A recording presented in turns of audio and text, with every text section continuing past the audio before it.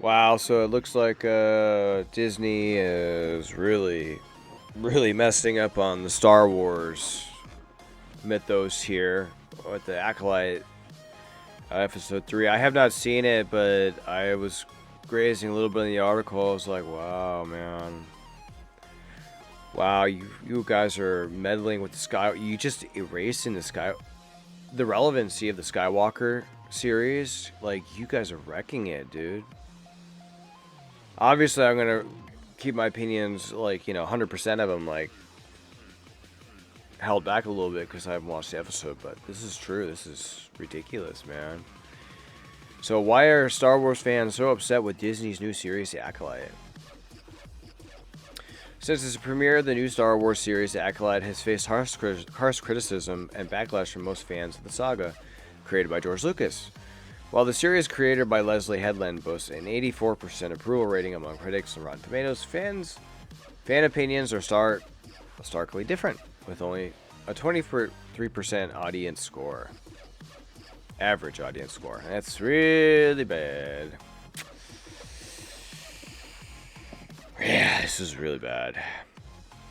But why has it been so heavily criticized? Why do thousands of fans feel that the series represents the death of Star Wars as they knew it?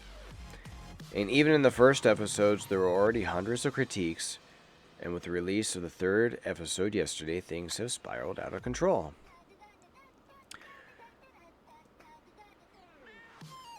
In The Acolyte, Disney presents the story of Maya and Osha, played by Mandla Steinberg, two twin sisters, one of whom became an assassin while the other was once a Jedi Padawan. With help of the wise Master Soul, played by Lee Jung-jae, Osha and the other Jedi investigate the murder of several people, including Master Indara, Carrie, and Moss, who probably should not have died.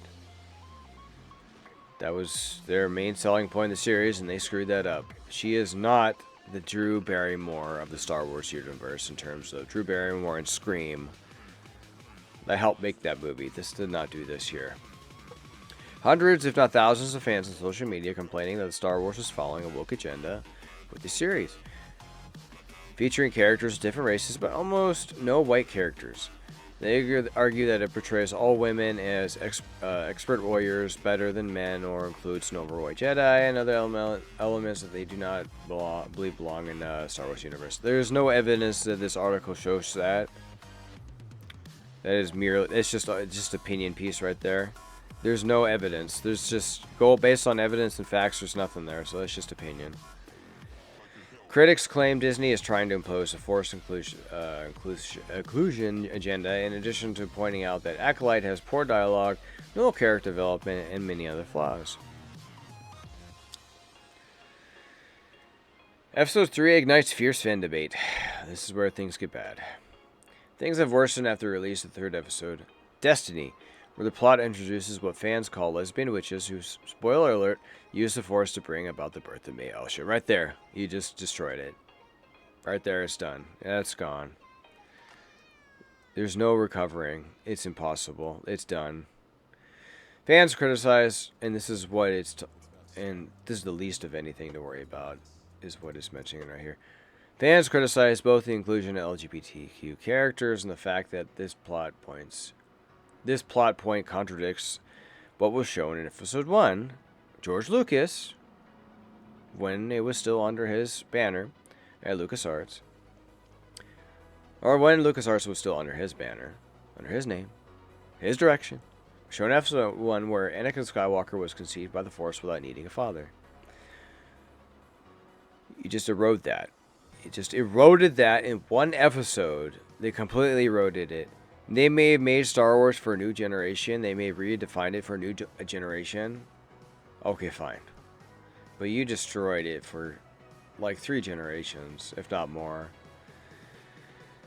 Opinions are divided. While a significant majority disagrees with what is shown in the episode, others applaud Star Wars for daring to explore this theme and for following, according to them, the path shown by Rian Johnson in The Last Jedi, where the Force becomes democratic and accessible to everyone. Again, though, this will come down to George Lucas. This was his fault in the end, but was this inevitable? I mean, eventually he would die and it would go somewhere, right? Probably coming to Disney's hands, who knows, or worse, or better, I don't know. But this was inevitable, but it didn't have to happen, man. George Lucas really screwed up, man. It remains to be seen how the following episodes develop and whether the story will calm the anger of dissenting fans or vindicate the critics who have defended the series.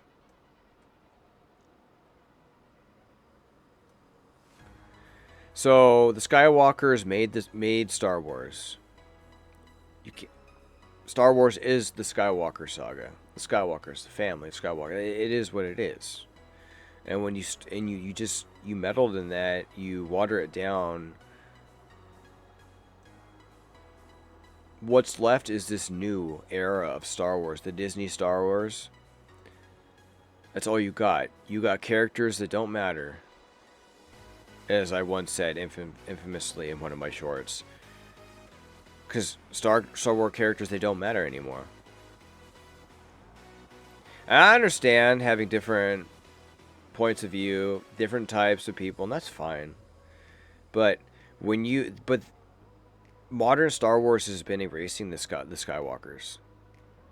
Instead of embracing them, they've erased them and replaced them with characters that aren't relevant, that don't matter, and that they pose a face that a new generation identify with. It's like, but there's no depth. Like, and they missed out with Carrie Ann Ross. They missed out on her when they killed her in the first 5 minutes or whatever, 7 minutes. They missed out. They really missed out on that. And I don't care if they have flashbacks or not. I don't care if they do. But they missed out on that because that was the character right there. And now they just watering down Anakin Skywalker and all that stuff. They already ruined Luke Skywalker. Of course, then again, it didn't help that Harrison Ford, his character, Han Solo, was murdered. He had his character murdered off early. He wanted it killed off. So, but Princess Leia, I mean, Carrie dying, that kind of hindered it. I know George Lucas wanted her to be like the one in the Force. Not Luke Skywalker was supposed to be Princess Leia, and then Carrie died, and then that kind of went to the shitter. So Disney went on their own route, but this is what's come from it, and I just don't think it's really good.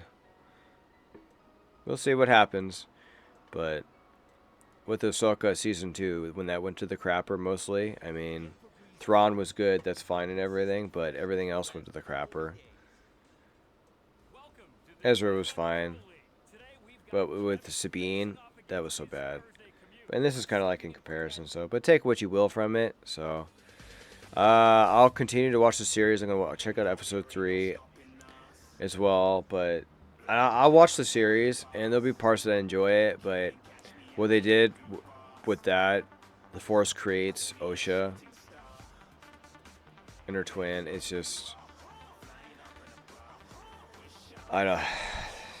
it's not original. So, anyway, you guys have a good one. Take care. Enjoy. If you like and subscribe, I appreciate it. If you want more content, please do.